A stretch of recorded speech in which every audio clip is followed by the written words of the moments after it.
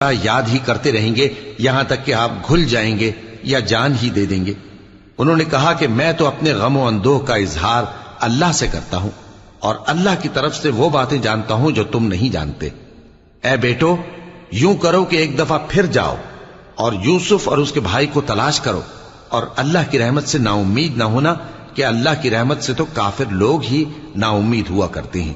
پھر جب وہ یوسف کے پاس گئے تو کہنے لگے کہ اے عزیز، ہمیں اور ہمارے اہل و عیال کو بڑی تکلیف ہو رہی ہے اور ہم یہ تھوڑا سا سرمایہ لائے ہیں، آپ ہمیں اس کے عوض پورا غلہ دے دیجئے اور ہم پر خیرات کیجئے کہ اللہ خیرات کرنے والوں کو ثواب دیتا ہے۔ یوسف نے کہا، تمہیں معلوم ہے کہ جب تم نادانی میں پھنسے ہوئے تھے تو تم نے یوسف اور اس کے بھائی کے ساتھ کیا کیا تھا؟ وہ بولے، کیا واقعی تم ہی یوسف ہو؟ انہوں نے کہا، ہاں میں یوسف ہوں، اور بن یامین کی طرف اشارہ کر کے کہنے لگے،